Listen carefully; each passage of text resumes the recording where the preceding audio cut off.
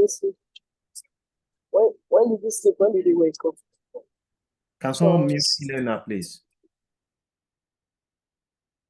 Thank you.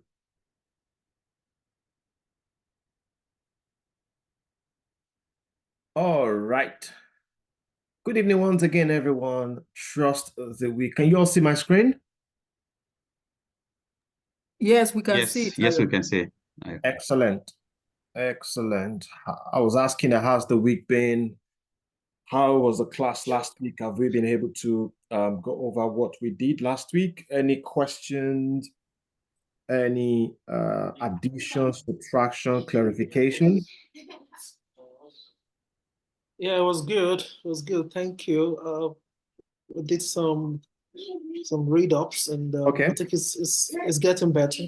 Okay. Do you want to tell us? Do you want to tell us what you discovered while you were doing your read-up? Yeah, just I read about the 12 manifestos of project management Of Agile? Of Agile, yes, and also the 5 principles. The Okay. 5 principles, yeah, of project management. You know. Okay. So yeah, just coupled with what you taught us. Yeah. Okay, excellent. It's just very interesting. Yeah. That's good. Yeah. That's good. Well done, Max. Anyone else? Thank you. Else? Yeah, Okay. I also read about the 6 constraints Okay. in project management: the Okay. scope, the time, quality, cost, the risks, and the resources. Okay. And it was quite understandable. But what baffles me is, so in the process of carrying out a project, you have to like follow these steps, you know, right? You don't have to follow those steps. Don't forget, one of the things we'll talk about today is tailoring. Tailoring. It's not I would like I'm using for that word to say it is not an hard chase. To put it that way, to say, you know, if you don't follow these steps, you're gonna fail. Okay. What you need to do is tailor your project, tailor Prince2 methodology, or tailor the PMI PMBOK framework to whatever you're doing within your project. So sometimes your projects might require you to do a kind of risk workshop where you bring all the project managers together into a room, or the team members into a room, and you start identifying risk as a risk workshop. While some other projects, you know, we just need to sit with one particular project manager or one particular project team and identify all the risk. So you can see that now there is a recommendation for a project to use workshop as a skill to gather, to identify risk. While for another project, it is not necessary. It would be a waste of resource and waste of time for you to do that. Do you get? So what he's saying is, you know what, these are the steps. Make sure you tailor these steps to the kind of project you're working on. Okay, I understand that. Okay, yeah, excellent. It does. Good stuff. Anybody else? You read up on something you want to tell the class? Hi, Daniel. Go ahead, Daniel. Okay, so what I read up was actually the chapter 1 and 2 of the book that you asked us to read about. Excellent. Good stuff. Which was you know, quite enlightening. Though some of the things in there I would say are common knowledge, but it was still quite enlightening because, you know, some of the points that were made. You know, one of the things that struck me when I started reading was when they said failed projects or projects that don't go to plan are way more common than projects that actually go to plan. Because, you know, a lot of things happen, you know, during the course of managing a project, and you'd find out that usually, you know, there's this thought in the head of the project sponsors or your customer, and then the reality is usually always different, and that's why, you know, they emphasize the importance of, you know, proper planning, planning. And then, you know, like when you get on a project, the things that you need to look out for, and, you know, how to get started. You know, they were talking about, you know, if you get on a project and you discover that a lot of project managers have passed through that project, and then you are now the one getting on the project, that you know, you should start getting scared, because you need to wonder why have there been, you know, so many project managers that have gone through this project and everything. So the chapters 1 and 2 was more like, you know, it was a bit like more like conversation, more like they were talking to you and, you know, letting you know that, you know, what you're getting into, the importance of, you know, proper planning, gathering requirements and everything. And then the fact that as a project manager, even though you're managing a project, you are equally, if not more, managing people and, you know, things like that. So those were the things that I read through in those chapters. Excellent. I'm happy that someone has read that book, which is really good. And what I always do with that book is I want you to read the first 2 chapters, and I think I said it last week that you should develop 2 slides per chapter.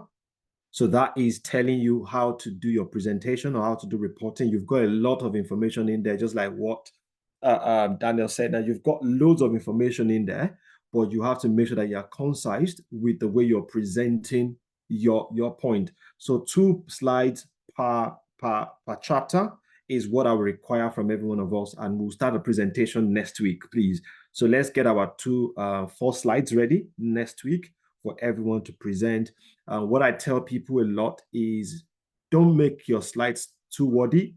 Use pictures like what he was talking about now, stakeholders. If you go on Google and you type in stakeholders management or you type in introduction to project management and you use the image, you will definitely see one particular picture that has captured everything you want to talk about. Just pick that picture and just dump it on your slide. You don't have to keep on typing or do words and all of that on your slides. That shows good presentation skills as you go along. All right, go ahead, Adenike.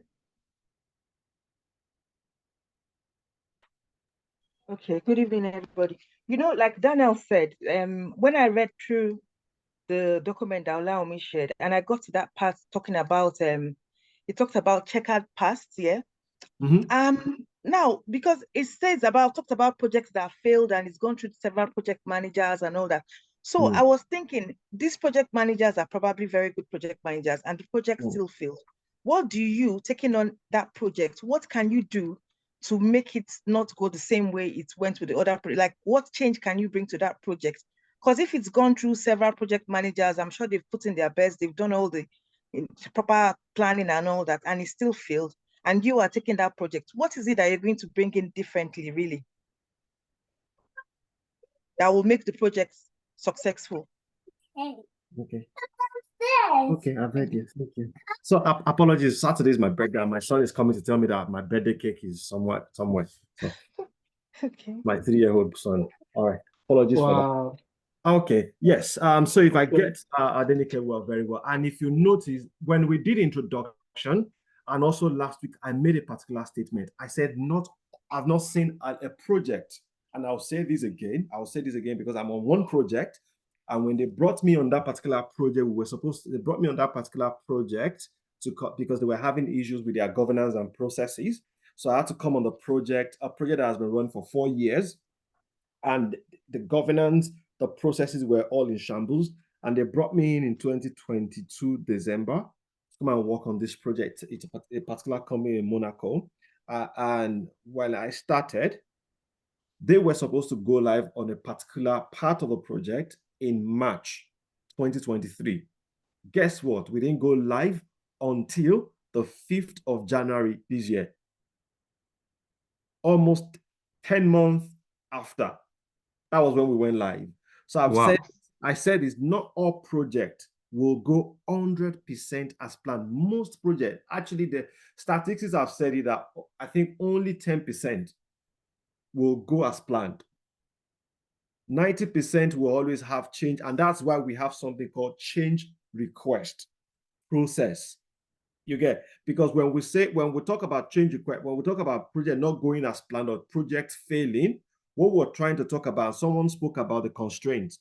Someone spoke about the 6 constraints earlier on. So I think it was Akia that spoke about it, IJ that spoke about the 6 constraints earlier on. So when we talk about, so the moment you fail in one of those constraints, okay, your project has failed. Don't forget, in your project mandate or the project charter, anyhow you want to call it, that we will develop, and that's one of the assignments we will do today, hopefully, is to develop a project mandate. inside the project mandate, you've got something like, you know what, your project, we want to deploy Office 365 for Blue Sky Citadel. And Blue Sky Citadel has got, within the organization, they have 120 staff. And out of that 120 staff, they've got 140 systems or laptops and desktops that they want to install, deploy this Office 365 on. And they've said, don't forget, we've said 140 gadget to deploy that. We've said the budget for this particular project is 1.5 million pounds. That's the plan for, and we're saying that, you know, it is 6 months to manage the project, to deliver the project. Now, that is the plan, right? But I want to tell you that by the time we get to the market, by the time we do the planning and all of that, we will see that, you know what, that 6 months might not be enough. So we need to go back to the board, to the senior management or the change control board to say, to the senior stakeholders or to the sponsors to say, unfortunately, along the line, while we were 3 months into the stuff, we discovered that this particular whatever will be, this particular material will be delayed in deploying or will be delayed in getting. So therefore, we need 2 more weeks. Do you get? So saying that we need 2 more weeks, that means you're not going as per planned initially. Now you need to baseline your project. So that's why I say, you know what, not all projects will go 100% as planned. Virtually all the project will not go 100% as planned. But as you move ahead, and that's why change requests will come, and a lot of projects will fail. Project will fail because, you know what, there's no more stakeholders buying. And don't forget that most of the projects you want to work on, especially within the IT environment, are change transformation project or digital transformation project. And you will agree with me that not everybody, I'm a typical example. I'm a typical example of what happened. Blue Sky, I didn't train for Blue Sky last year or last 2 years or so. I think it was only last year. And I could see that a lot of things have changed. And I'm trying to wrap my head around, okay, what are we going to be doing in Sprint 0? What are we going to be doing in Sprint 1? I'm like, oh, why don't we leave it how it was so that I can just run this thing from start to finish? You get, that's the nature of human being. We don't like change. We'll always rebel against it, but people will frustrate that particular project not to get delivered because it is bringing change to the organization. So the moment you don't have the buy-in of the organization anymore, your project will fail. The moment, you know what, your project is not even needed anymore, the project will fail. The moment the organization doesn't have the required finance to finance the project anymore, the project will fail, or we don't have the required resource or resources to do the project will. So many factors that can make a project to fail. But you as a project manager is to make sure that you're guiding against those factors, but some of those factors will be beyond your control. Especially it could be a senior management decision to say, you know what, this particular year, we're not sure that this particular project will deliver value to us. So therefore, we want to put it on hold.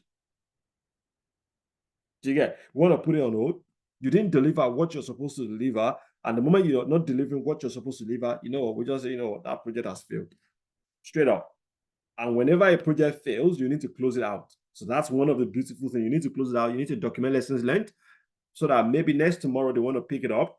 Someone can actually read out the document and say that, you know what, this particular senior stakeholders did not buy into it. That is why the project did not proceed. So you now need to know how to manage that particular stakeholder for you to be able to proceed on that particular project. Make sense?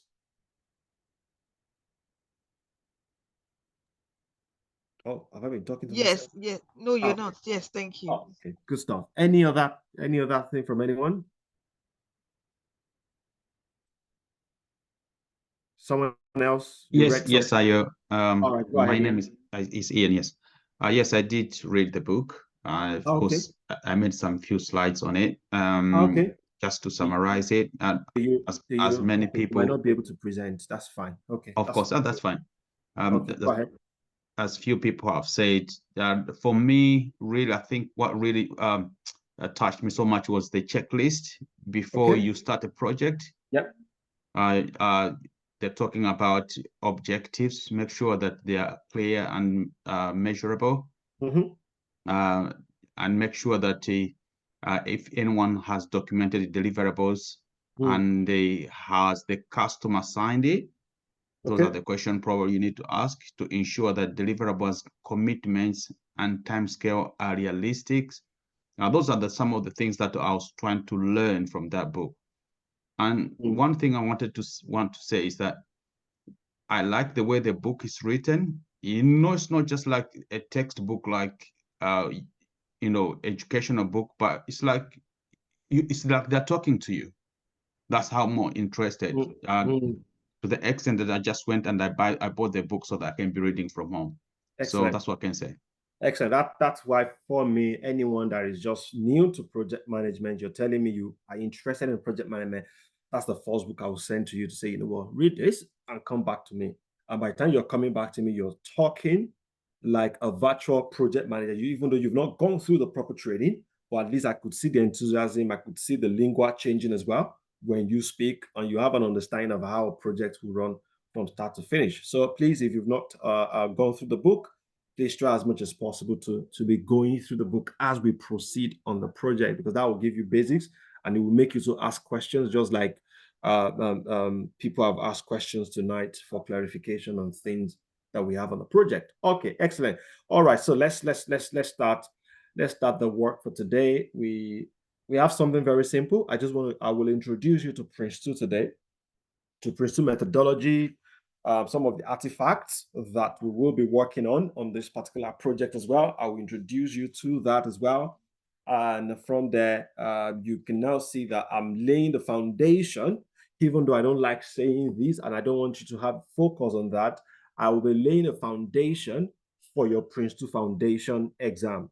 Okay, so for some of you that will be interested in now registering for your Prince2 going forward, this is a typical foundation for me to lay so that you can understand when we talk about principles, when we talk about the process, when we talk about the people, or we talk about the tailoring, you understand exactly what we are talking about. So last week, I started off with these 5 integrated elements of a project.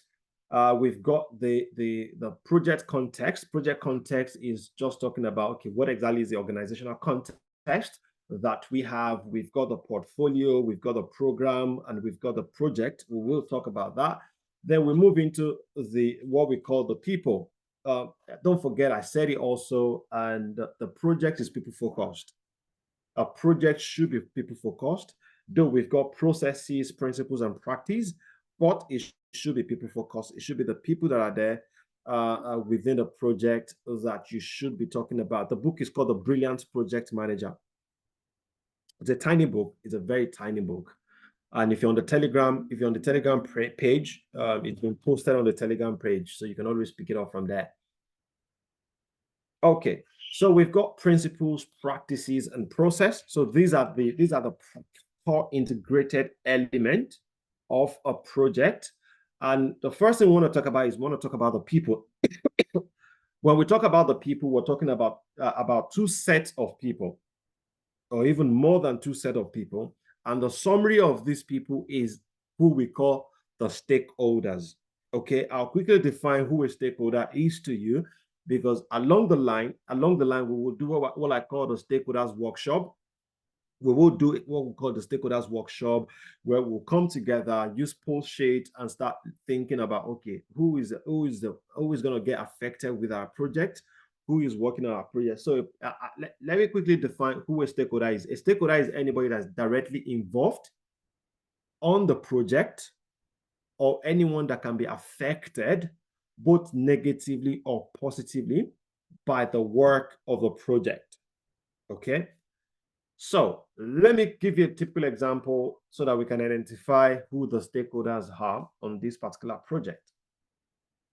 I've got a project to deliver a shopping mall at Dartford. Okay, at Dartford, immediately after Dartford crossing, let's talk about maybe Erith. For some of you that don't know, it's just somewhere in Kent. Okay, at Erith, and want to develop a massive infrastructure there, a massive shopping mall.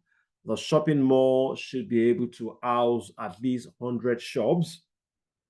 At least 100 shops.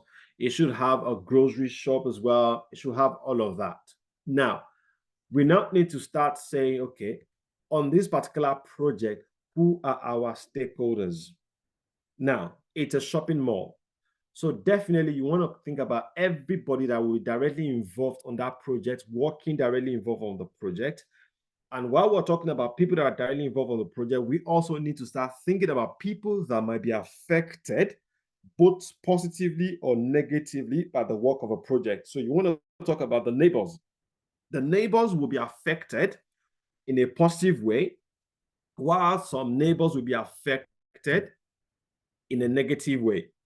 Okay, the ones that will be affected in a negative way is just because we now need to start identifying, because of traffic, some people will be affected. Daddy, it's your birthday. Come downstairs. It's your birthday in the dining room. Not today. Thank you. Apologies, people. Daddy? JJ, I'm in a meeting. Daddy? Daddy? Yes. I know you're doing a meeting a long time. No, I just started. That's my boss, people. Please forgive me. Blessing. Just wants to eat the cake, so maybe you have to give her a piece of cake. Oh, goodness. You should be sleeping, not sure why he's still awake. Okay. Apologies, you might be getting a lot of that. So I've got 10, 7, and 3. So my hands are full. So you will definitely be getting more of that as the project proceed. Apologies ahead.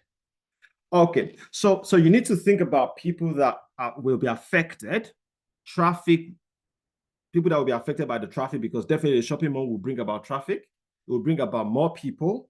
So you could see that even though they are not directly working on the project, but they will be affected by the project. While we're talking about the neighbors, you want to talk about the tiny shops around as well, because the tiny shops will be affected. If people are trooping to the shopping mall, then people will forget some of the corner shops and all that. So you also need to take them as, because they can sabotage your project. They can go to council and say, we're not happy with this project coming because it will disturb this. We won't tell you it will disturb their business. They will just put up another debate and say, so you have to consider all of these people as you proceed on your project. Also, while I say council as well, you want to consider the council as a stakeholder on your project as well, because they will be the one to give you approval.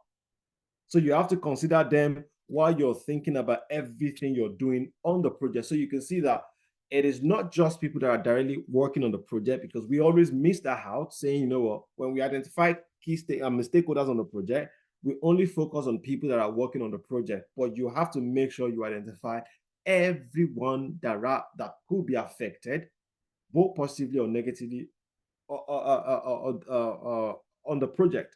So while you're doing that, it is now when you're not doing your stakeholders analysis, we'll do that on week 4 or week 5.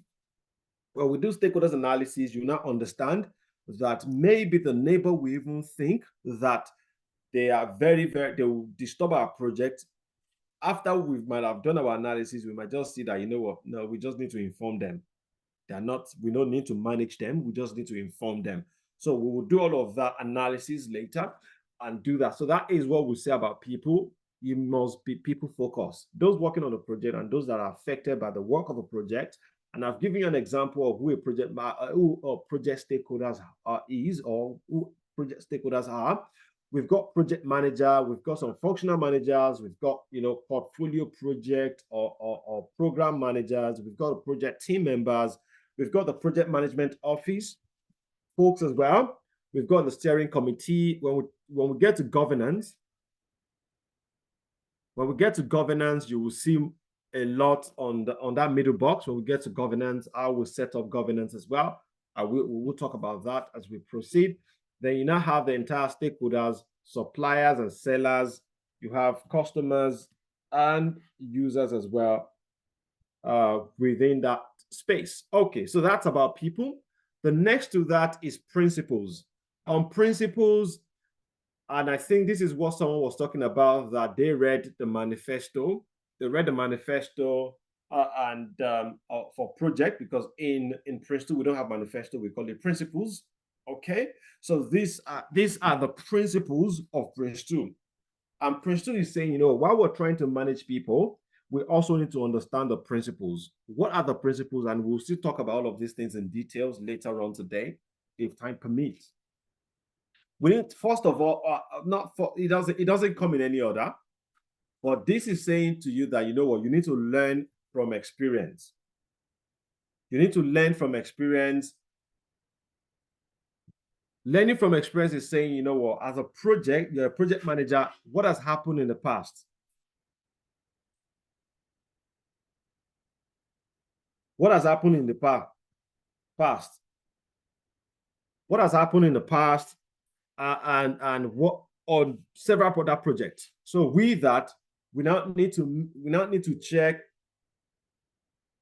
We don't need to check what are the things we've learned? What are the lessons learned in the past?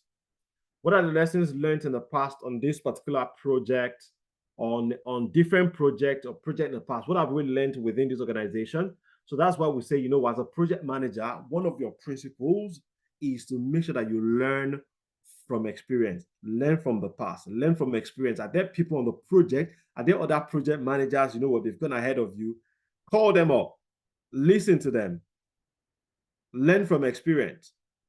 Also, one of the things we talk about as a principle of that Prince 2 will always emphasize as one of the principles is ensure continued business justification. Remember that earlier today when I was explaining the question about project failing, there is a particular document that will tell you about the viability of a project, and that is called the business case. The business case will tell you the viability of that particular project. And for that, the business case will tell you, yes, this project is worth doing. This is the benefit you will get out of this project. And as you go along the project, you have to ensure continued business justification for the project. What's the essence of continuing to do a project when there's no business justification for it? It's not giving any benefit again, then shut it down. That's a failed project. Shut it down. And all that. So as you proceed on the project, you have to make sure that there is a continued project justification. This will tell you one thing, that the business case that you're developing on your project will continually be a living document. So as we proceed on the project, you're checking it, you're reviewing it, you're checking it, you're reviewing to make sure that, yes, the project is still worth doing. A typical example is this training. You might not have a documented business case, but you have a mental business case for yourself to say, you know what, yes, I'm going to do this project. This is how much I need to invest on this project. This is how much time I need to invest on this particular project. This is how much time I need to invest in this particular training. And this is the benefit I want to get out of it. So tomorrow, if Deji wakes up tomorrow and Deji say, you know what, guys, unfortunately, we'll not be reviewing your CVs for you anymore. Unfortunately, we'll not be doing that. We'll not be giving you reference, will not be helping you to get jobs and all of that. You know what? You need to ask yourself, is there still benefit of doing this? Would there be any business justification for this? Or another example can come from, that's coming from the G. Another one can come from you. I know someone say, you know what, he's a Scrum Master and he's thinking of, I mean, he's a BA, she's a BA, and she's thinking of switching into project management, I mean, as a project manager, because she could see that it's something she could do. Let's assume that this course is going to take you three months, then 4 months, another 5 months another 2 months after the third month to pick up a job, and that's 5 months in total. But as fate will have it, you're getting a project manager's role tomorrow within your organization, and they are moving you forward to the project manager. So you now need to ask yourself that, you know what, do I really need to proceed with this or just concentrate on this project based on the time that I have? So you can see, you just have to have a continued business justification. Just ensure there is continued business justification. And as a project manager, that will be your job, to hold that document up every day, to hold that document up every day and be looking at it to see if there is still business justification for this particular project, okay? One of the things, one of the principles is also we need to make sure that roles and definitions and roles, responsibilities and relationships are defined. Prince 2 will tell you that, you know what, make sure a project manager's role is well defined, a PMO role is well defined, A solution architect role is well defined. A tester role is well defined. A developer role is well defined. So that's what we're saying, that within this particular project, let us make sure that roles and responsibilities are well defined. And when we talk about roles and responsibility, or along the line, we'll be developing a document called the RACI, okay? And some other organizations would call it a RAM, Responsibility Assignment Matrix, while some would call it a RACI. So on our project, we will definitely be developing a document called RACI. RACI is responsible. Who is responsible? Who should we hold accountable? Who should we consult? And who should we inform on our project? So you will see that table, and that table will be able to guide us through, okay, on this particular document of business case document, who is responsible for that particular document? Who can say is a business analyst that is responsible for developing it. Who is accountable for it? Is a project manager that is accountable for it. Who should we consult? The whole team members. Who should we inform about it? Maybe the senior management should be informed about it. So you can see that whenever you're now going on the project, you have a document in your front that is telling you activity 1, 2, 3, 4, 5, 6, 7, 8, 9, 10. These are the people responsible for it. These are the people accountable. These are the people we should consult in developing it.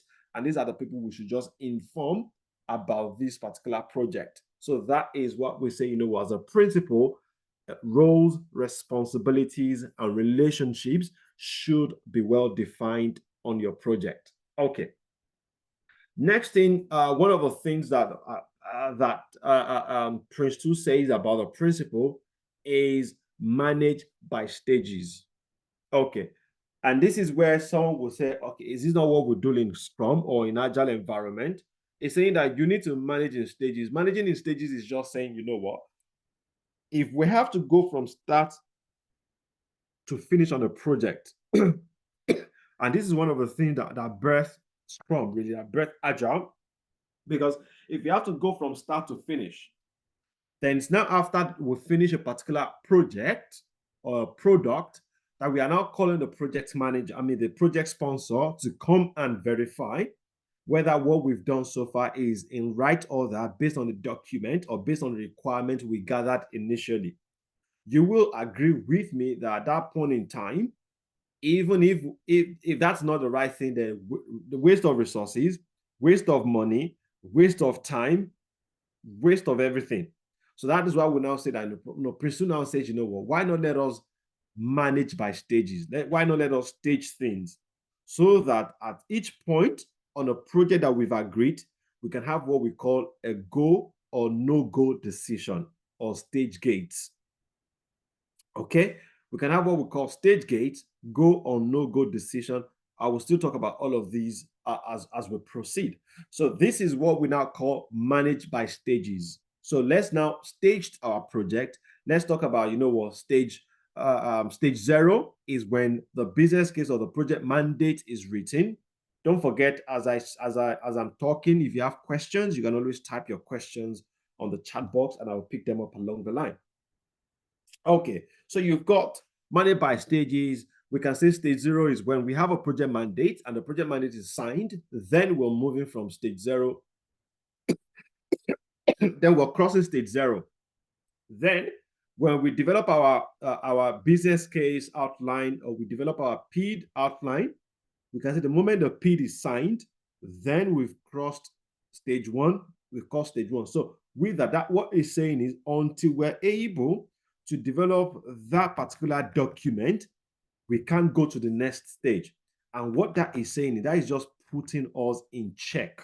Okay, just putting the project manager, the project team, and the entire project in check when it comes to that. Say, until we can see that all of these things are done, we're not moving to the next stage. Okay, and that's what we'll say, manage by stages. Another thing is called manage by exception.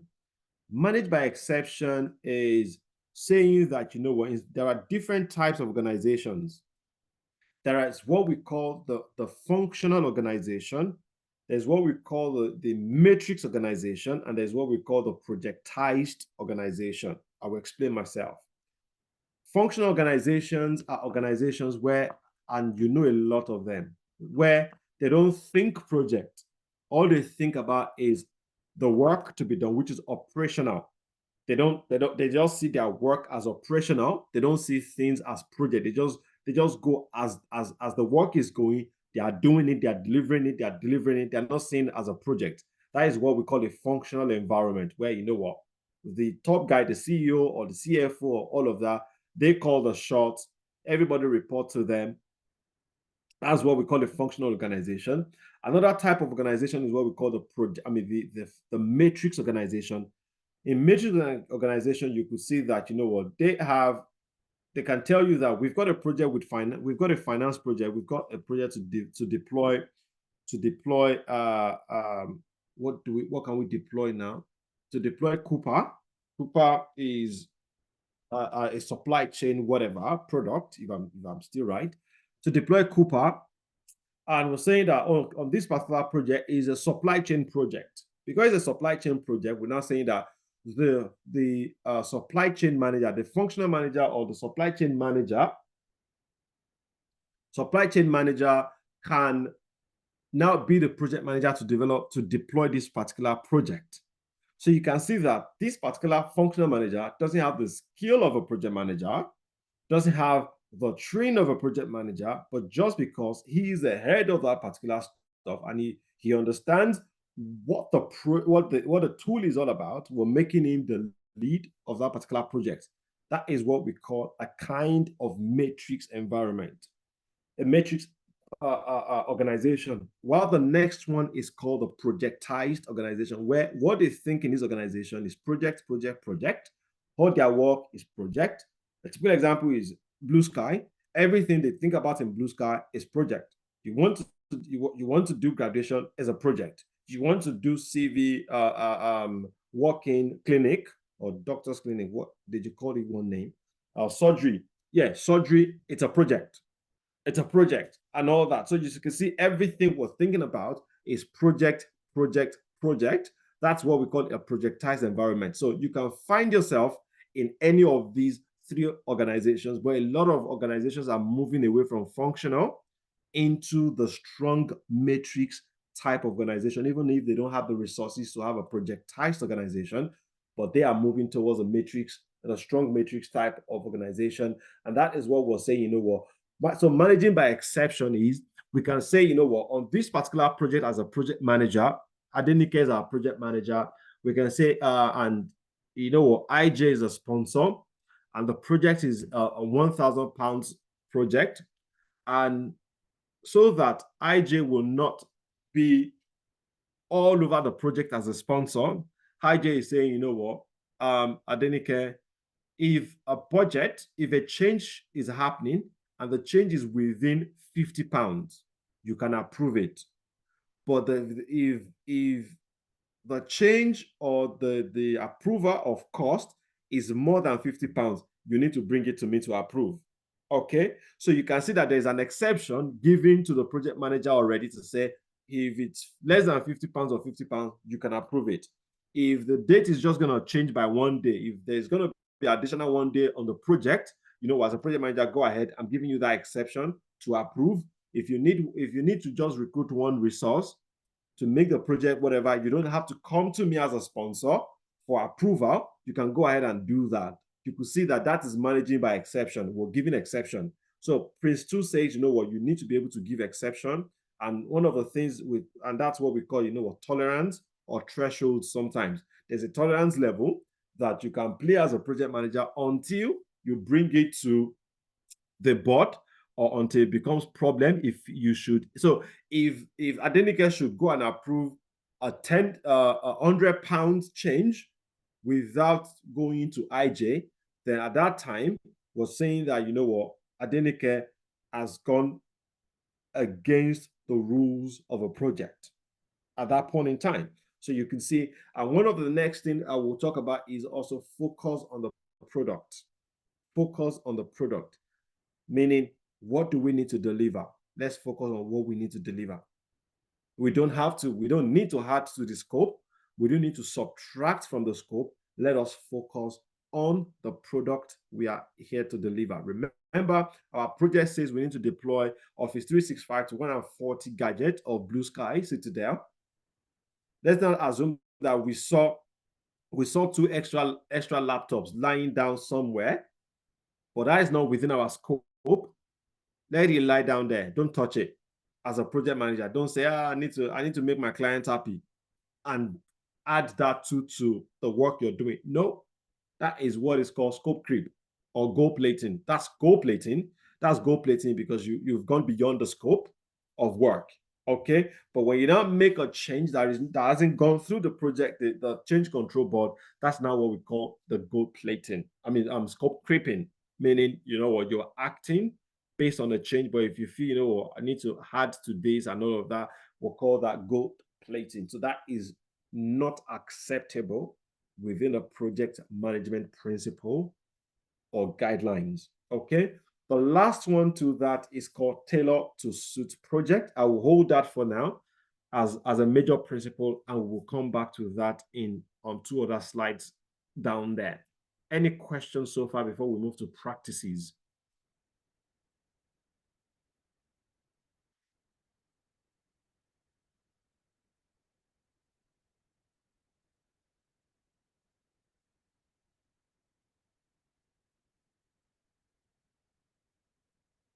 Any question from anybody?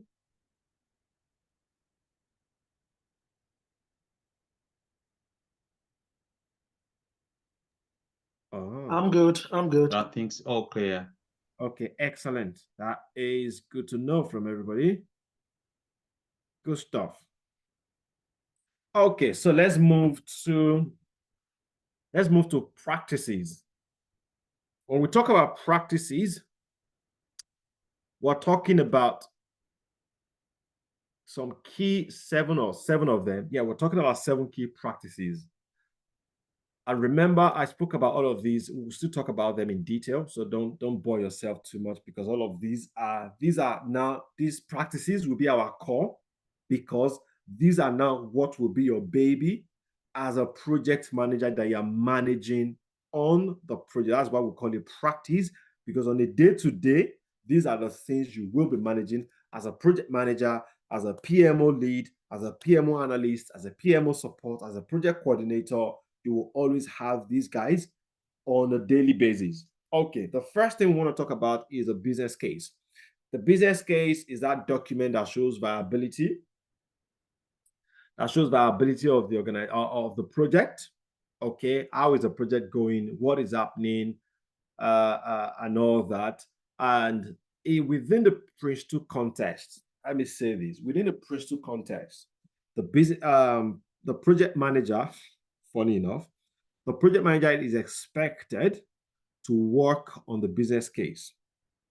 Okay, he can work on the business case with the support of the business analyst or the support of the finance business partner, if there is one on the organization, to work on it.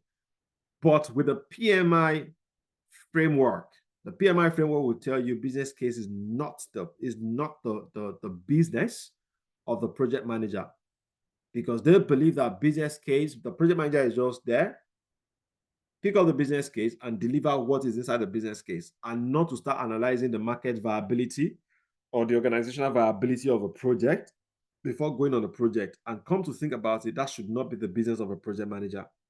So a lot of organizations in the UK also are actually turning against using a project manager to develop it. They would rather bring in a business analyst or bring in a finance business partner to come and do that job and make sure that the project manager is working alongside what is written in there. Okay, next to that is organization. Organization, this is where we talk about governance. This is where we talk about our steering committee. This is where we talk about the teams. This is what we talk about, okay, what are reporting line? The project manager reports to who and who and who. What are the things we need to set up to make sure that the project manager is getting all the support he needs to get, and the team also are getting all the support they need to get. So we'll talk about governance. I have a whole class on governance that we will talk about on governance for 1 hour going later on how to set up those meetings, how to write terms of reference for those for those meetings as well. Then we'll talk about plans. We'll talk about plans. You have your project plan, you have your program plan, you have your portfolio plan, you have your stage plan, and you have your team plan. Okay, so we've talked about planning. We'll talk about different forms of plans that you have on the project as well. And this is now where we'll be using our PowerPoint to develop a plan on the page. We'll be able to develop a plan on the page because as a project manager, you should be able to develop a plan on a page. I think next week I will show you one of the project managers I'm working with. The project manager I'm working with at the moment is one of the best project manager I have seen. I'll show you one of the documents that I worked with this guy to develop next week. We won't be recording by then. I'll stop the recording to show that document. And you will see how detailed that particular document is, how he has factored in different plans, factored in risk and all of that on the particular project. I'll show that to you next week as we proceed. All right, so we'll talk about plans. And when we talk about plans, like I said, we'll develop our plan on the page. We'll develop plan on the page. We will talk about how to use your PowerPoint to design plans, to report plans. We will do what we call the MS project. I'll speak to Olawumi to see how everyone can get MS project installed on their laptops, because we will definitely be using MS project to do this. You will learn how to use MS project to do your task, to do your reporting, to do your resource allocation, to do your links, your dependencies on the project as well. And we need to talk about the quality of work to be done. And when we talk about quality of work to be done, this is now where we're talking about the stage gates. Because at each stage gate, we want to see, okay, what exactly is the quality of work being done? Is it in line with what we will say? What exactly is the definition of done for this particular stage? What is the acceptance criteria for this particular stage? If you're moving from stage 1 to stage 2, we're talking about managing by stage. We're moving from stage 1 to stage 2 of a project. What exactly are the documents that we need to have in place? I'll show you an example of that. What are the documents we need to have in place in order for us to get that done? Okay, to move from stage 1 to stage 2, acceptance criteria and all that. Then we'll come about the risk. Under risk, we'll be talking about risk. We'll be developing what I call the red log. I had a meeting with a guy from the US yesterday. Kim, the guy reached out to me because I wrote an article on LinkedIn sometimes back on red log. I don't call it red log really. I'm sure a lot of people will have heard about red log. I always call it cardiac. And that actually caught the attention of is a senior management guy in the US. Reached out to me that would love to have a meeting and all that because he saw my article. So we had a meeting yesterday and this guy developed a particular tool. The tool is called RedLog. Fantastic tool. He took me through that tool for 1 hour yesterday. I'll take you guys through that tool as well, because that would definitely help on how to document risk on a project. As a project manager, you must be able to document your risk.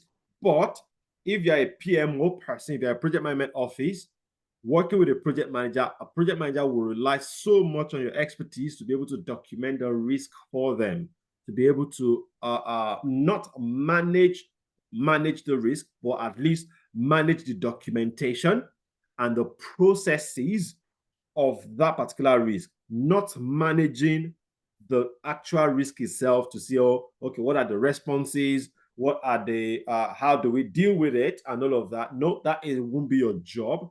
As a PMO person, but as a project manager, yes, it will be your job to make sure that you're looking for ways in which you can respond to that particular risk to either eliminate the risk or reduce the impact of the risk or contract that particular job out so that you can transfer the risk to someone else.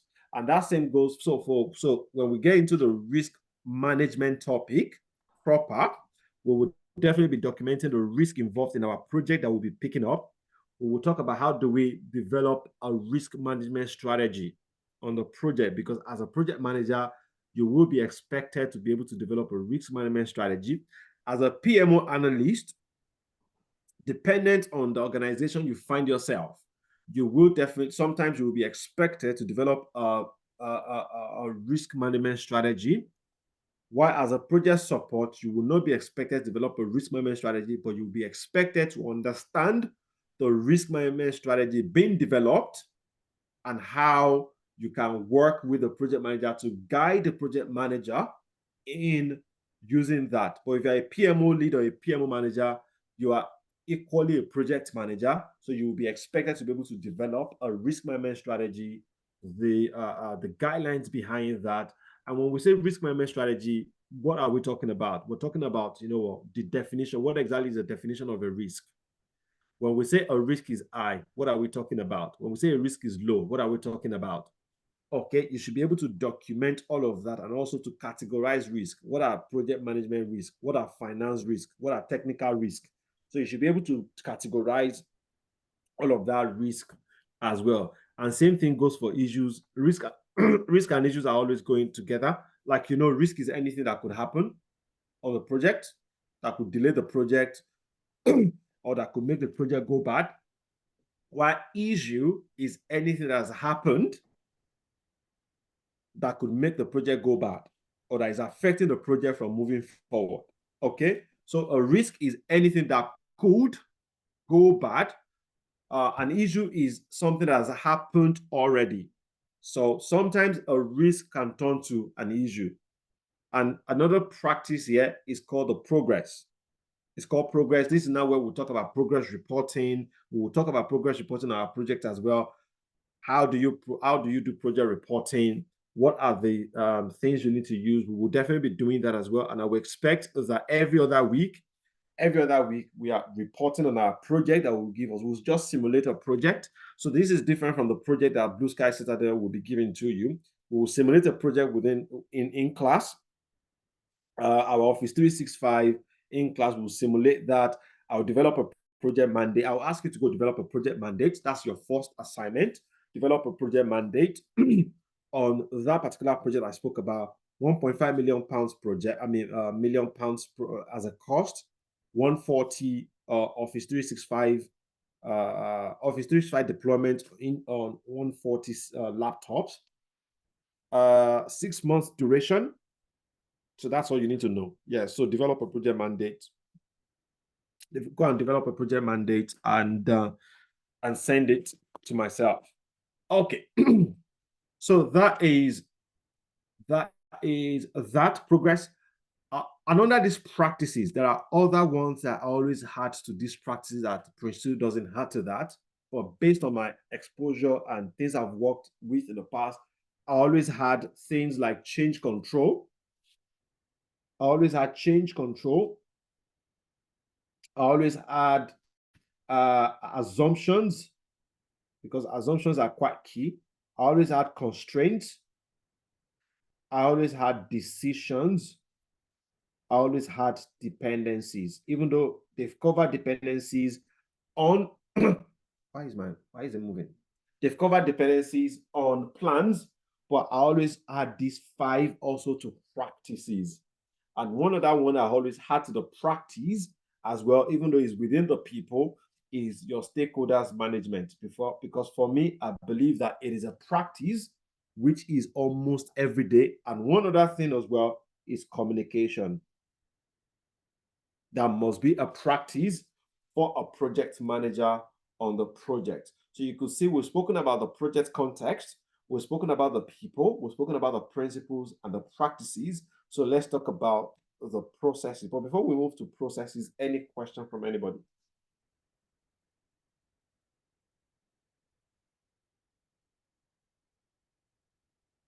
Any question, please?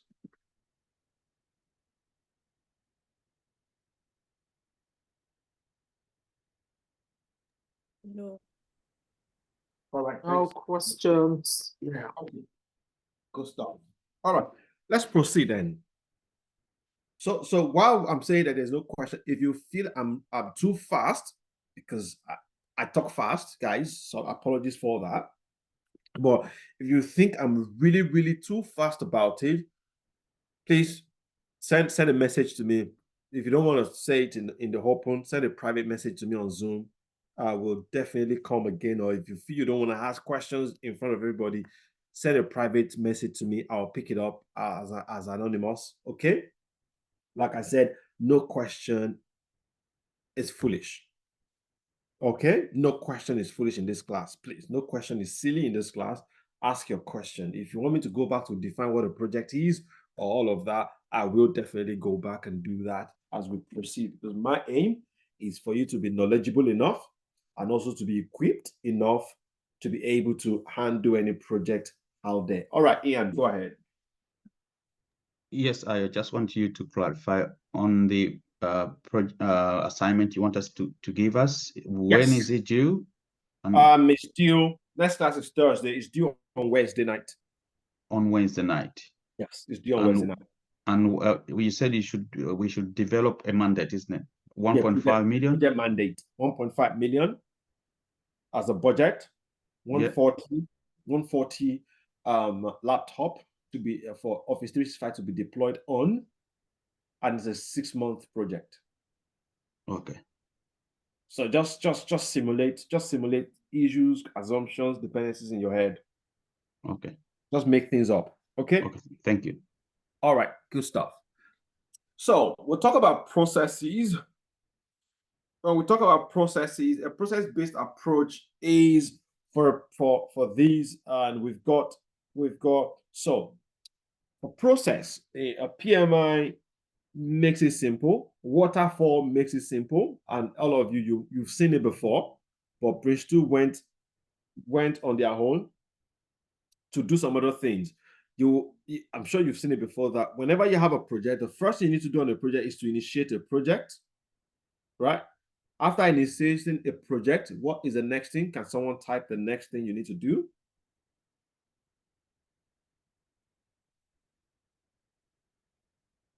After initiation, what do you do? Let's type.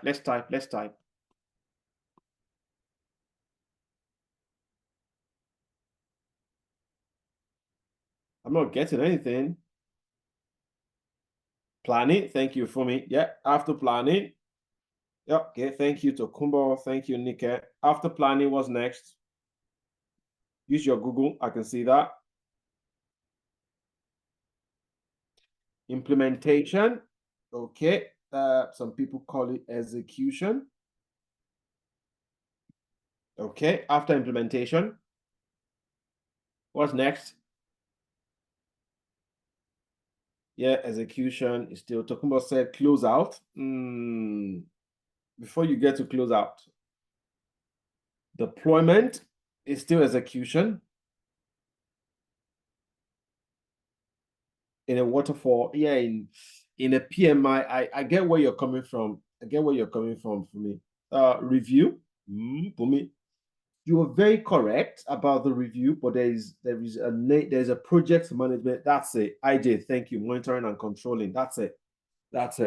Okay, and now we now go to what Tokumbo said earlier on, which is close. Okay. So we've got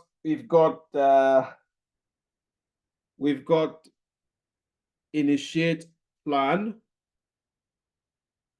execute, monitor and control, then close out. That is what we have, really. That's what PMI will tell you. As that's for the examination or for academics.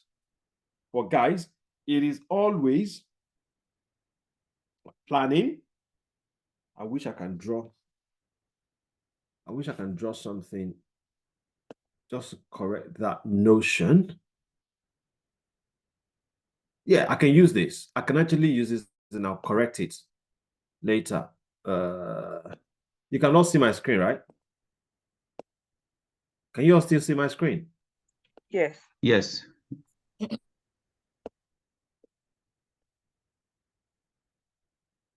All right, let's use this. I can use this. We said the first one is what? Planning. Initiation, right? After initiation is planning. After planning is execution. After execution is, Monitor and control. that's where I'm going to. It's close out. Now there is a guy in the middle. And that guy is what? Monitor and control. Okay, I will explain why. Okay.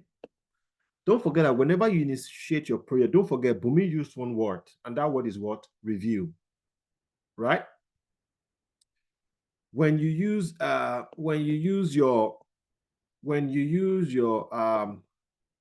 doing your initiation, right? You're doing your initiation is when you're doing your project mandate. Will you review that project mandate or not? You review. So what you're doing at that point in time is to do a monitoring and controlling of that particular stage that you are. You're monitoring and you're controlling whatever is happening within that stage as well to make sure that the right documentation is being done. When you get to planning, you will definitely do monitoring and controlling too when you do planning, because while you're doing your planning, you're reviewing, you're monitoring and you're controlling what has been happening there. You're saying, you know what, this particular activity is 10 days. No, it's 12 days. No, it's 15 days. Okay, let's get to the market. What is it? What you're trying to do at that point also is to monitor and control what is being planned. Okay? When you get into execution, this is where the larger part of the monitoring and controlling happens. As the work is being done, you're monitoring and controlling what is being done to make sure that everything is done properly. And while you close out your project as well, you're monitoring and controlling. So that's why I say, you know, for academics, it is initiation, planning, execution, monitoring and controlling, and close out. That's for academics. But in a real life scenario on the job, this is a process on the job. Okay? Don't wait. Don't say, you know what, yeah, it's when we finish our execution that we'll start monitoring and reviewing what we need to do. No. Make sure that this is done along the line. Make sense? Okay. So let's talk about the process. So that's the given process that we all know. But Prince2 came out with their own kind of process. Okay. They came up with seven processes that a project must follow. They said, you know what? The first thing that a project must do is starting up a project. Okay, starting up a project. What starts up a project is when you have your project mandate. We'll talk about all of that. My next slide is talking about all of that. Start up a project is used by both the directing and managing level. So we start up a project. So you could see that the next stage is we're talking about directing a project. So we're directing a project. Start up a project is the beginning. Then the next is we now start directing a project. Directing a project goes all through the project. It's just like monitoring and controlling that I showed you. They are directing the project. That's the work being done. The work is being done. We're directing it. Then we now move to what we call initiate a project. So this is now when you're initiating a project. Starting up a project is different from initiating a project. That's why Prince2 is quite different. Prince2 is telling you that there are some things you need to do when you start up a project. You need to get your project mandate. Your project mandate is what will initiate the project. When you get a project mandate is now asking you to do an outline business case, outline PID, do your lessons learned documentation. It is now as starting up a project, you will now have a proper understanding if the project is worth doing, is worth investing on. So if you are able to convince the management through the business case that the project is worth doing, that is now when they will initiate the project. Okay, you can see the difference between what I said earlier on about PMI and this, that PMI is saying that it is not the job of a project manager because PMI believe that the business case, the viability and whatever of a project should have been settled before we even bring in a project manager. We should be sure that yes, we want to proceed on this particular project. The moment we say that we want to proceed on this particular project, we will write a project charter and we will give the project charter to the manager to say, you know what, this is the contract to say you can now initiate the project. But here we have a starting up a project that is talking about a lot of things. It's talking about this. Let's go in there. Let's start talking about. It's talking about outline business case, get a project brief out, and get the organizational structure out. The moment we have all of that, is it worth doing? If it's worth doing, then we can now say we are now initiating the start of a project. Go ahead, IJ. So in this starting of a project, is finances involved? And if it is involved, how about if after starting it up and the stakeholders say no, you cannot go ahead with the project? So which means the finances are wasted For the startup, Yeah, is finances involved? That's part of project. We call that sunk cost. Okay. Sunk cost is expected. You know, we and you will agree with me that there are a few things you've invested money on. You know what, you've invested money on a few things to just do a kind of ability analysis of that particular project. In my church at the moment, we're embarking on a 35 million pounds project. And in the last 1 year, what we've been doing, I as assistant project manager of that, working with the project manager and all that, what we've been doing in the last 1 year is just to look at the viability of this particular project.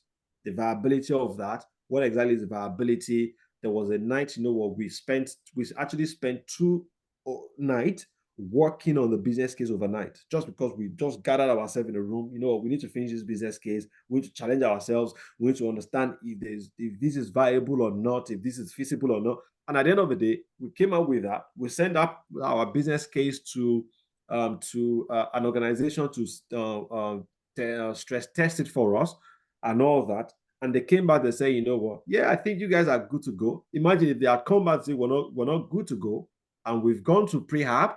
We've sent the prehab to the council, and council is saying, no, you can't do this. All of that money gone. That means the project is not viable. You get? So that's why we're saying that manage by stages. So you can imagine if we're just heading up, and it was at the middle of the project or at the end of the project, we discover that, you know, this project is not even viable. Why are we doing it? That's why we're saying that manage by stages, because managing by stages will reduce the cost of waste, of resources, of skills and talent as well. Okay, does that make any sense? Yeah, it does. So does the budget comes before starting of a project or after? Budget comes after, but definitely for this particular part of a project, there will always be allocations for that. Okay. Which will now which if the project now proceeds to the next stage, it will get added to the project cost. Okay. If it doesn't proceed, it becomes a sunk cost. Okay, that makes sense. Okay. Thank you. Yeah. All right. So you can see that whenever you're starting up a project, these are the things that are required of you. So like our Office 365 project, let's call that, someone should give us a name for the project. Who has a nice name for a project?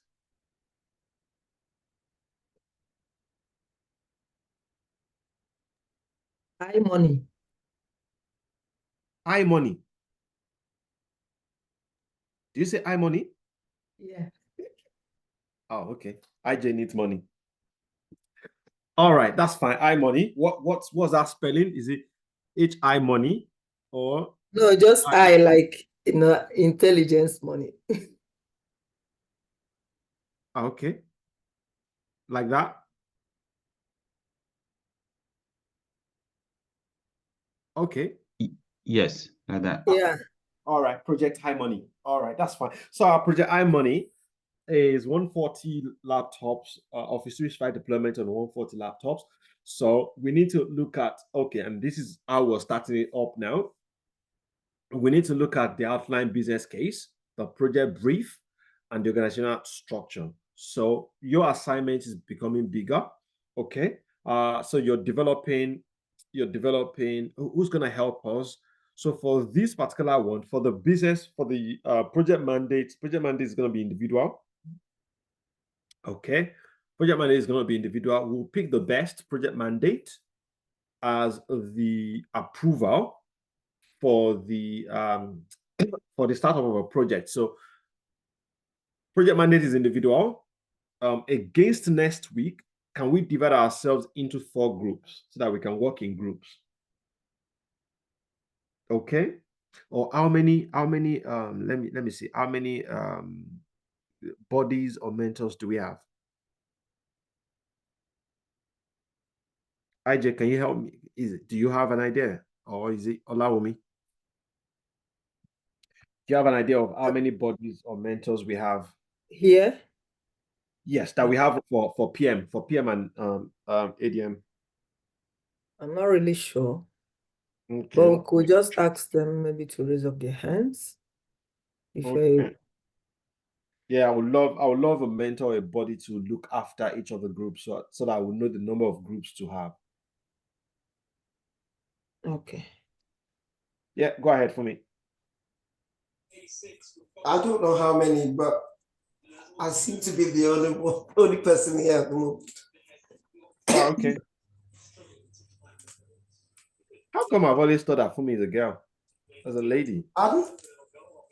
I said, how come I've always thought that Fumi is a lady? She is. Oh, okay. I've lost my voice. Oh, okay. Okay, you lost your voice. All right, good. Okay. Sorry about that. So only Fumi is there. Okay. I'm a body too. I'm a body. Oh, IJ as well. Okay. Yeah. I think there was another guy last week. Can't remember now.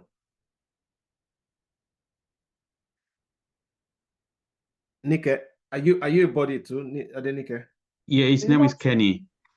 Yeah, Kenny. Yeah, Okay. I know there Yeah, I was. just Kenny. wanted to explain, sorry, Ayoda. Some of us here are not part of the internship, Okay. but we're in advanced class. There are maybe like 4 of us here. We're not particularly mentors or bodies now, Yeah, but we're not part of the internship either. We are from the advanced group. that's fine. So we That attend makes this, the maturity or the seniority of how will I put it is there. So I just need a Yeah. coordinator to coordinate because the new guys might not really have that guide to do that. So, but you guys have been here and all that. So that's what I'm looking for really, so that you guys can be the guide. Okay. Okay, so I've we'll got probably maybe an extra, maybe 5, 6 of us. I can see some of us here. Daniel told me, sorry if I don't mention your name because I can't really see who's here. We have So I think I've got 4. Don't worry. okay, I all think right I've then. got 4 already. I've got All right, Fumi, thank you. I've got Fumi, I've got IJ, I've got Nike, and I've got Kenny. So that's 4 groups. So we can do 4 groups. So who's gonna help us later on? You can undo that within our Telegram group, within the Telegram page to form the group. Okay. Or do we have an existing group within the PM? Deji, do you know? I'm not sure. Wumi is not here. Wumi is not here. Yeah, we do have an existing group within the PM. Okay, excellent. How many groups is that? That's supposed to be about 4, yeah, 4 of us, 4 Okay, groups, yeah. and let's use that same group. Sorry, let's use that same group, okay? Let's use that same group. So you know yourselves within that group. So let's use that same group to do that. So that same group will be developing an outline business case. So develop an outline business case for that particular project I spoke about. And also a project brief. Yes, Zakiat, go ahead. Oh, you dropped your hand again. The current groups are just interns, no bodies or mentors there. Yeah, so let's just add one of each mentors and bodies to them. Okay. Just to work the group out with them. Okay. All right, good. That's admin sorted. All right. So next to that is now we're saying that, you know what, after you start up a project, you're now directing. So you're going through a stage gate. A stage gate is directing. You're going through that particular part. Do we have a project? Do we have a project? That's the question. Then we now look at the initiation stage at this point to say, okay, authorization to initiate a project. We now need an authorization to initiate this particular project. When we get the authorization to initiate that particular project, so that means we're now going back to the steering committee with our report to say, you know what, the steering committee is the directing the project. The steering committee is now saying, we're not taking our project to steering committee to DG. to Deji, to Olawumi, and to Ayo to say, guys, this is our project brief. This is the outline business case. This is the organizational structure. I think this project will succeed. These are the benefits of the project. We looked at it and we said, okay, yes, we are good. We authorize. We initiate that project. Okay, the moment we give the authorization, that means the project will start. While the project is starting, what are you trying to do? This is now where you develop a document called the project initiation document. So while we're saying project initiation document, for people that are in Canada, Nigeria, you'll be hearing something called project management plan, the PMP. Okay. In the UK, Prince 2, we call it the PID. We call it the project initiation document. In PMP or PMBOK, whatever, they call it the PMP. They call it the project management plan. Okay. So these now define the project environment. The PID is actually a very big document that defines everything we need to do. So within the PID, you will see your full business case. Within the PID, you will see your project brief well developed within the PID. Okay. Now, while we're saying the project brief, for the PMI guys, you will hear the project scope statement, not the project brief. So in the UK or Prince 2, we use a project brief. On the other side, we use project scope statement. Like I said, my focus will be on, because majority of people on this call are UK based. So after we do initiation, we now start managing we'll develop our stage plan. We've now moved from starting up a project to directing a project, of where us getting approval. We're now moving to initiating a project, which is our stage. So here we're now defining what do we need in order to move away from initiating a project process.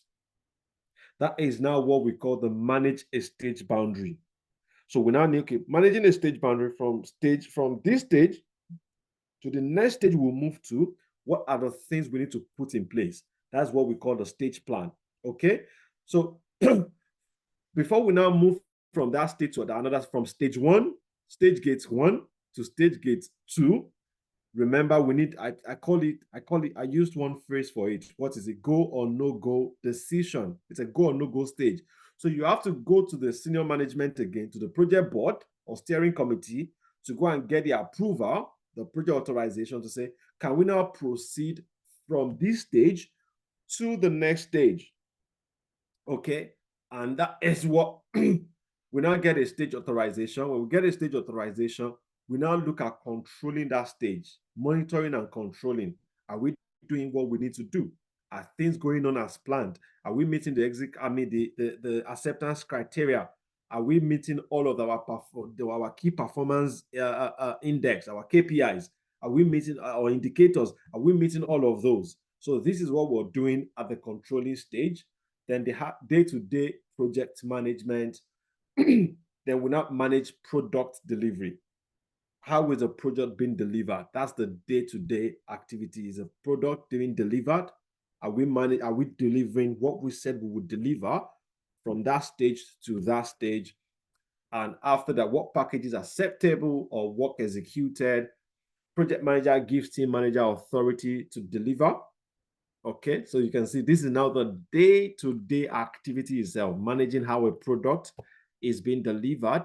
And both controlling stage and managing product stage, they go hand in hand, because as you're managing, as you're executing, this is execution. As you're executing, you're controlling. As you're executing, you're controlling. As you're executing, you're controlling. So you can see that they are working hand in hand. And while you are doing that, you'll be going up and down as well to get approval. In case there is a change request, you're going up and down to get approval from the steering committee or from the board at the top there, in order for you to have what is being done. Okay, then we go after that.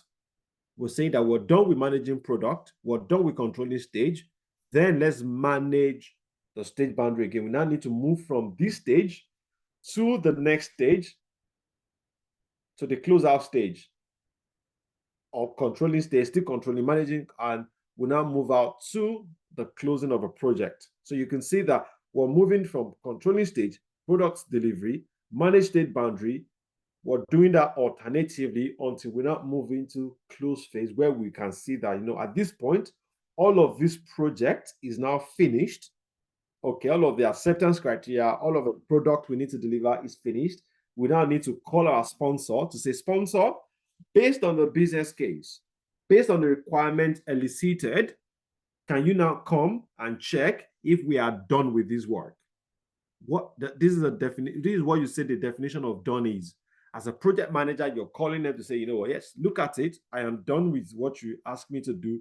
I've deployed Office 365 on the project with your MS project. I mean, with your Outlook, with your Word, with your Publisher, with your Excel, with your PowerPoint, everything is installed, no bugs, nothing is hanging, everything is running smoothly, and everyone is talking to each other. All the Outlook within the organization is connected.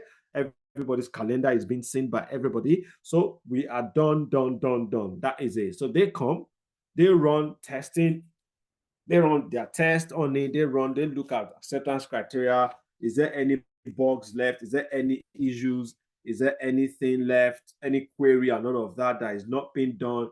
If all of that is done, and the sponsor or the customer is happy with that, then we will close out the project. But if they're not happy with that, then we need to keep on going round and round and round until the sponsor or the customer is happy with the project. That is now when we will shut down the project. Should we agree to authorize the next stage or stop the project here? So that will be the end of our project process within the Prince2. Any question on that? That's a lot of information to digest. Don't worry, we will still drill it down into each of those later. Yeah, Adedeji. Sorry, Ayo, can you please go back to that process? My question basically is on the process now. Yes. So from this description, Yes. one thing that is constant to all of the processes is that they have to all go through the stage of directing a project. Correct, because and controlling controlling a stage, right? Yes. Yes. And managing product delivery. I Yes. think these are the basic repeated processes, and managing a stage boundary rather, yeah. Yes. I'm just trying to understand, like, because these are what I could see repeated here. I could see directing a project as a process that span across all the processes of the project delivery. Yes. And I could see that controlling a stage is also repeated over and over. Managing product delivery is also repeated over and over. So is this the way it works in real life projects management? Yes and no. Exactly. Yeah, because you mentioned tailoring the other time. So Yeah, exactly. I want to believe that. So your own project might not necessarily need to do all of these controlling and uncontrolling stage and all of that. While some other project, like the project I said I'm working on at the moment, you know what? We've gone through controlling stage, managing products, managing state boundary, moves. We've got 6 stage gates. Okay? We have 6 stage gates. Having stage gate, what that is telling you is we will have 2 more to this managing state boundary, controlling stage, and managed product delivery. There will be 2 other points that we need to add to that. And that is why this is saying subsequent stage or stages. Okay? Okay. So depending on how large or how big or how simple or how difficult your project is, that is what you know whether to add more stages to your project. Okay. Finally, could you please contextualize a particular project scenario, and let's see how we could tailor this to that project scenario. Okay. Simple scenario, we want to write a book. Okay. We want to write a book. Let's say the book is the exceptional journey of Microsoft, a valuable person, MVP Deji, so far. Okay, let's say Deji at. Not sure what it is now, but we want to talk about his valuable journey, or we want to talk about his incredible journey so far, helping people and doing all of that. That's the book. Okay, so we're saying that, you know, if that's the book, then let's start up a project. What exactly is the reason why we want to do this project? So let's go this way. Yeah, we're saying that, you know, the project mandate we've picked, let's assume I've picked Daniel Adewusi. I've picked Daniel as a project manager. And we're saying that, you know what, Daniel, the project mandate is we need to write this book. This is the title of the book. This is the cost we have on this particular project, that we're thinking of this particular project to do. Can you please go ahead and see how viable this particular project will be? Will people buy the book? Do we think it's good enough for us to do? So project manager Daniel goes around to outline a business case, to give us an outline of a business case. We need to talk about the definition of what we need to do. We need to talk about the risk involved. We need to talk about the assumptions involved. We need to talk about the key people we might be using, okay, key vendors we've identified initially that are very key, that will give us a subsidized rate. Or we've talked about the person that will proofread, a very excellent person that will proofread that. We've talked about the key stakeholder is Deji and Pat, because we'll definitely be interviewing them. You get, so those are the keys. So in that particular project brief, you will have all of those key things in there. So I'm giving you a point in which you will have in your project brief, and also the outline business case. Is it viable? Do we think people will buy it? Do we think we need to do it? Even if people will launch it, we can get the council mayor, or can get the mayor of the borough to come and all of that. And so we have all of that viability story in our business case. We've got the organizational structure. So you're bringing that after you've documented, after Daniel and the team have documented all of that. Daniel and the team are bringing that to our organizational structure that we've delivered. So we have a project board. On the project board, we have Ayo, who is a sponsor. We have Deji and Pat as well, who are sponsors. Then we now have IJ, who is a sponsor as well. So you're bringing in to us to say, you know what, guys, as a sponsor of this particular project, as a governing body of this particular project, this is what we've discovered. This is what you're presenting to us, that, you know what, it is viable. It is that you're writing your report and all that. And we'll say, oh, okay, why not? Let's go ahead. We're giving you authority to now say, you know what, we now authorize this project. Authorization can come via email and all that. We now say, you know what, yes, your project brief and your outline business case is approved. You can now go ahead. Okay. So when we say you can now go ahead, so we've given you authorization, you initiate the project. So at this stage, what you're now doing at this stage is you're now developing that business case in detail, the nitty-gritty of it, the assumption, the risk you think might be involved, and all of that. You're doing that. And all of these will now be in your PID. So you're talking about the people you will use. So PID contains the assumptions, your plan, your plan from start to finish that you have at the moment, the resources you think you will use, and all of that are documented in the PID. Like I said, PID is like the Bible for the entire project. Just like I said, project plan is now document that will tell you the resources you need, your key stakeholders, and your stakeholders analysis on the project that you've done, your risk management strategy that you've done to say, you know, well, this is what medium risk means. This is what high risk means. This is how to document your issues. This is a risk register we will use. This is a platform we use, SharePoint. Everything is contained in your PID. Okay? You have that PID.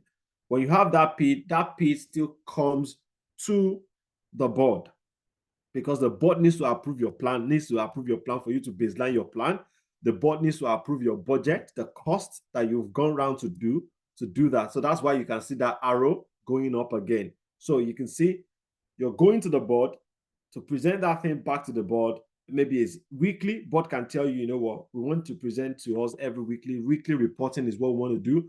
The board can tell you, no, it's once a week. And there's another one that is called the steering committee. Steering committee, you say, you know, we'll just meet you once a month. Okay, dependent on what the governance that you've put in place in on your project. So you're going to meet the directing guys to say, you know what, this is our budget. This is the plan. The plan, even though in your project mandate you said 3 months, unfortunately, after we've gone through the whole thing, we discover it's going to be 5 months. Do you think you have the allowance for 5 months for the project as against 3 months? Yes, we do approve it. Okay, that's fine. We need to schedule how to speak to Deji and all of that. In our plan, we've planned that every 2 weeks is when we'll be going to meeting for the next 6 weeks. So that means we've got 3 interviews laid down for him, and all of that's how we plan it. Okay, good. As he agreed to that, do you have all of that in writing agreement with that? Yes, we do. Okay, approved and all of that. So you can see we've approved the plan, we've baselined the plan, and that's now the plan that the board will be measuring your performance against.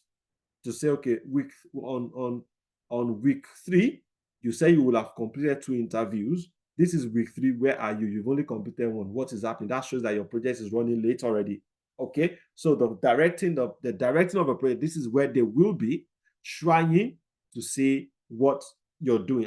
And so those are those guys in there. And after they've initiated the project, we can now say, okay, we've initiated this particular project. Our PID is ready. We go to them for approval. So your PID is now stage gate. So you're saying, okay, we finished stage gate 1. We now need to move to the next phase.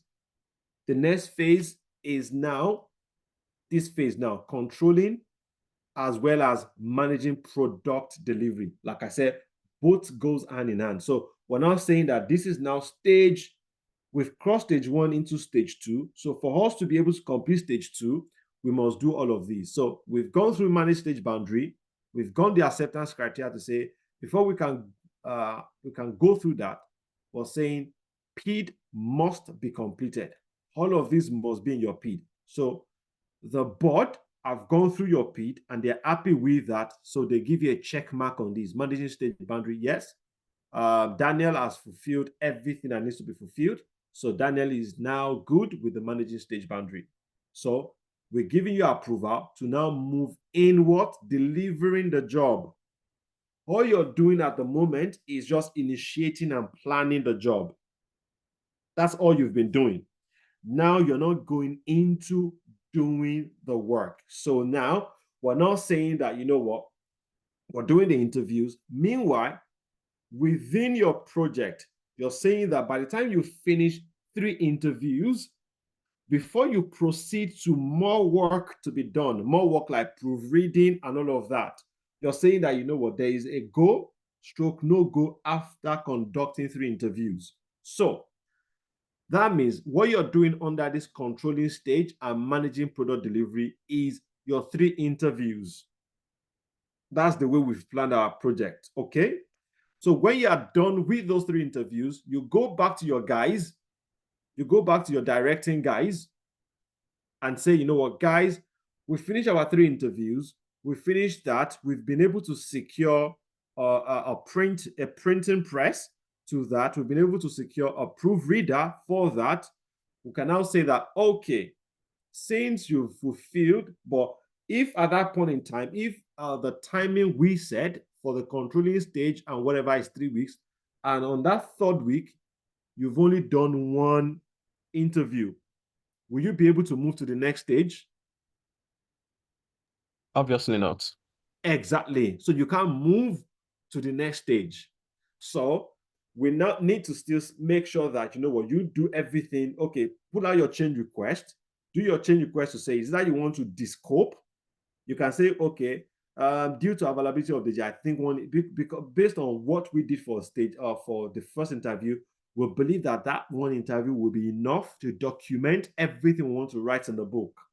Okay, you can now put up a change request to say, you know what, we don't need to do 3 interviews anymore. We'll do 2 interviews, and you need to explain yourself. You need to sell that particular change to the board.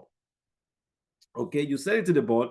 The board says, no, we still want that 3 interviews. That means you need to be, you need to be going around this particular space. Does that make sense? Until you are able to finish that particular 3 interviews. After finishing that particular interviews, you can now move to the next stage. Another stage, you won't move to this stage, you won't move to this final stage. You will still be within this stage. So there will be another box within this stage for the next phase.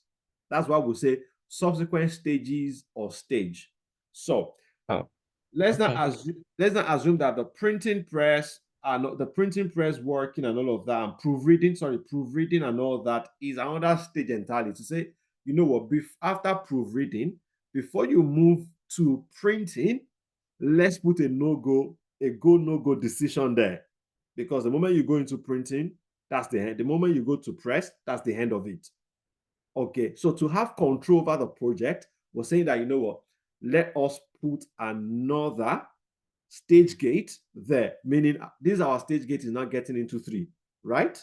This particular box is now becoming 3. The first one is the interview. The second one is a proofreading. The third one is now the printing. Okay, so we've done proofreading. You come to the directing guys as well. Directing guys looked at your criteria and say, okay, 10 people proofread the stuff. Okay, after that, what do we now have? You move to the next stage. You now move to printing.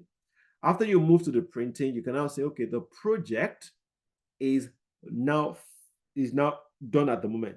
But while you're saying the project is done at the moment, we definitely have the final stage. The final stage is now, let's assume the covering or the selling of it, and all that. If that's part of a project, the selling of it, you're not saying the last stage of this particular thing is now the selling of the product. We need to develop a plan on how to sell it. That's what you're doing. The moment you're done with all of that, you can now call your guys to say, guys, we are done with this particular project.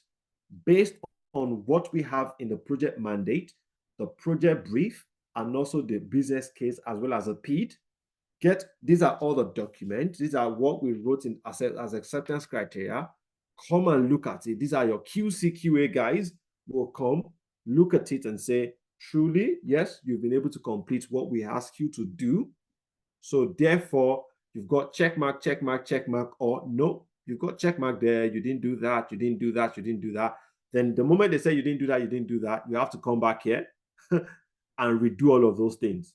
Then when you are done with everything that they pointed out, you go back to them again to say, okay, guys, come and close this project. They come to close the project, and we now have a book talking about the life of Deji at the end of the day, signed and sealed as a final product. Does that make any sense? Yeah, it does make a whole lot of sense. Thank you very much. But I'd like to ask this last question. It's just a clarification. Is it safe to say that PID is similar to project schedules? No, so the project schedule is within the PID. It's part of the PID. Oh, okay. Because within the PID, you have your risk management strategy, you have your resource management strategy, you have your issue management strategy, you have all of those strategies you want to talk about. You have your plan in the PID, you have all the risks that are high level risk in the PID, you have your assumptions in the PID, you have your governance described in the PID. So you can see that all of those things you can think about within the project are in the PID. Okay, thank you. Okay, makes sense. Any other question from anybody? I think that this is where I will stop tonight. Okay, we'll just talk about tailoring and I will stop. Any question from anyone? Sorry, was that analogy of printing a book about Deji making sense? It sounds like an interesting one. Yeah, it does. Good stuff. Okay. So let's talk about tailoring. It is just a 2 minutes chat, and I'll take questions before we close for today. Remember, I said tailoring, like I've been screaming, tailoring is tailoring, tailoring is tailoring. Tailoring is, you know what, making sure that I can pick up any project, I can pick up an HR just like we picked up a book writing project now, and we were able to tailor Prince2 to it. I should be able to pick up a massive construction project and use Prince2 as well, as we said. I should be able to pick up an IT transformation project or a change transformation project and also be able to tailor it accordingly. So the purpose of tailoring is to ensure that the project management method used is appropriate to the project. Okay? Project controls are appropriate to the project scales, complexity, importance, team capability, and level of risk. So that is what tailoring is just talking about. Simple two-stage project. A simple two-stage project mandates can be sent by email. Okay, it can just be an email to say, Max, I am authorizing you to go ahead with this particular project. Boom, and that's project mandate sent. While some other project, I've seen a project mandate in 2008 now. That was Etisalat. I worked on a project mandate. I worked on a project with Etisalat because I was working on an organization setting up their PMO for Etisalat. Then when Etisalat just arrived on, they just changed name and all that. So we were producing that, and then I saw over 500 pages of project mandate because it was full of legal jargons and all that. Meanwhile, like I said, another project mandate can be, just a 2-line email. Your project mandate I've asked you to do, some of you might come to meet me with just 1 page. Some might come with 10 pages. There is no fast and hard route about it, okay? There is no one-way call for a project mandate. And the reason why I've given you project mandate is just because I want to see the variety in what people will bring. Some people might just bring a 5-line mandate, while people will bring a 10-line or will bring a 10-page mandate. It's all dependent on the kind of project, on how you think you can tailor that to your own organization. And a simple PID, 1 log of risk, issues, and lessons learned. And all you're doing is just a verbal reporting. You're not doing any documentation. Meanwhile, in some organizations, we've got SharePoint, Confluence, Monday, and all that, or Smartsheet for you to document all of your reporting. Meanwhile, some projects with just verbal reporting. So you can see that you don't have to be, you can't say, oh, because of the projects I did last year, it was Smartsheet we use. So this time around, we must use Smartsheet as well. No. What are they using within the organization? Do we really need to do that high level kind of reporting? We need to make sure we determine all of that. Some project might not even have any stage gates, might not even have any stage plans. You remember we're talking about different stages. Some project won't even have it. They will just be straightforward. Work packages, team plan, end of stage gates, and this is a quick summary of everything I've been talking about since. Okay, everything I've been talking about, the processes, the principles, then how the process work hand in hand, and things that you're supposed to develop as you proceed in your stuff. It was Adedeji that was asking about speed, and if you see the green box here, the green box here is what the PID contains. You were talking about the project schedule. This is it here, the project plan. The project plan is another thing that you can call the project schedule, and that is a content of a PID. Okay? Okay. So you can see a detailed business case, a benefit management approach, some will call it strategy, a sustainability strategy, a risk management strategy, a digital and data management strategy, communication strategy, commercial or procurement, change management strategy, issue management strategy, your project plan, your project team structure, your human resource, your project description, all your project controls. How do you want to manage time? How do you want to manage cost, your quality, and all that? They are all part of the PID. So you can see that this is more like the Bible that is guiding the project as you proceed along the line. And you can see this diagram here. This diagram here has only got one controlling stage, one managing product delivery, compared to the one I showed you earlier that had 3. Okay, so you can see this is just trying to tell you that all you need to do is tailor these to what you have within your organization or the project you're trying to work on. Any question tonight? It's been interesting night. Any question from anyone? Are you still in love with project management? Hands up. That's a huge one to ask. I am. Hands up if you are still in love with project management. Yeah, Yeah, well, absolutely. I'll gladly raise my hand to that. That's good. I'm happy. Okay, I'm not scaring anybody away now, because the appetizer that people say, when they heard me, yeah, they love it. Okay, now we're getting into the business. It's a detailed world, so yeah, now we're getting into the business of it all. Okay, yes. Awesome. Any question?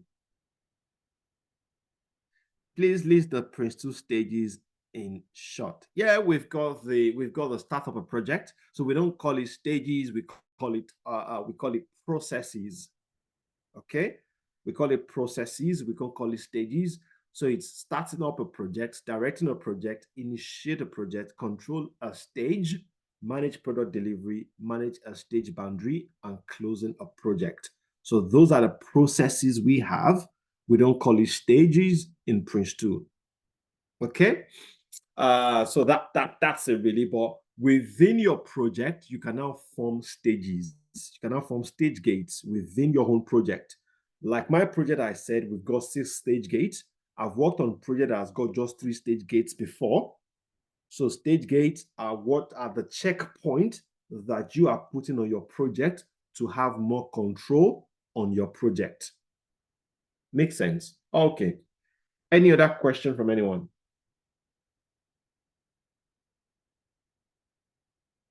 Yeah, sorry, I've got one. Please, can you go over the assignment again? Okay, the assignment is for you to write a project mandate for a project, for a Blue Sky project on deploying Office 365 to 140 laptops that they have in Blue Sky Office. The cost of a project is 1.5 million. The scope of a project, I've said that, deployment of Office 365 on 140, and the duration is 6 months. And the sponsor is Deji Blue Sky. Okay, thank you. Welcome. Any other question from anybody tonight? Ayo. Go ahead, IJ. It's not a question, but I'm just trying to relate project management to Agile, because Okay. I love Agile and Scrum. Okay. And so, but I would say I love Scrum and Agile more than project management. More than waterfall. Yeah, more than waterfall. Okay. Yeah. Yes and no. Yes and no, because you will get to a point, even within the Agile or within the Scrum that you're doing, you just find yourself that, you know, what we're doing is waterfall. Let's control ourselves. Let's get back. Let's get back into business of Agile and all that. Yeah, everybody loves Agile, because with Agile, you can control things you're doing. Because when you look at what I was talking about the stage boundary, you will agree with me now. No, Ayo, this is more like Agile, because we're not just going straight, we're coming back and going forward and coming back and going forward and managing changes and all that. That's why I said earlier on that, you know what, I want to believe that it's this managing stage boundaries and all that that actually gave birth to Agile some years ago. Okay. Yeah. But like I said, I personally have not worked in a complete Agile project. I've always worked with Agile. We just see ourselves, we will start off by saying, you know, on this particular project, we want to use Agile. But as time goes on, we just discover that, you know what, we're developing a detailed plan. We're seeing ourselves in a Agile environment. Okay, any other question? Okay, so would you say that is what you get when you employ a project manager to manage an Agile? Yeah, you get that a lot. Yeah. And we lie Yeah. a lot that yeah, we can be a Scrum Master. Why not? Yeah, exactly. So the same way for a Scrum Master as well. So they said, okay, yeah, we're going to managing waterfall, but it's the other way around anyway. That's the beauty anyway. So Absolutely. I think everyone should maintain their Wagile lane. for me. I love Wagile. You can switch and you can deliver as soon as possible, and you can hide under the moment you go back and meet your sponsors or your users every time, you can hide under that. We're doing Scrum. And when you don't come and meet them, yeah, we're doing waterfall. That's why we're not coming to meet you. Okay, any other question tonight? Oh, Sorry, sorry. Go ahead. The PID, is it the same thing as team charter? No. Yeah. So you get your team charter within the PID. Is a subset of the PID. Okay. So that's where we have what we call I've got a project management team structure. Don't forget that your team structure, your charter is what is giving you your team structure. Okay. Yeah. So it's part of the PID. Okay. Any other question tonight? In the absence of none, I will give you 6 minutes back. Everyone, have a good night's rest. Thank you. Welcome. Thank you, Ayo. Welcome. Thank you so much, Ayo. Thank you, Thank you so Ayo. much. Really, really appreciate it. Thank you so much. All Thank right. you. Cheers. Thank you, everyone.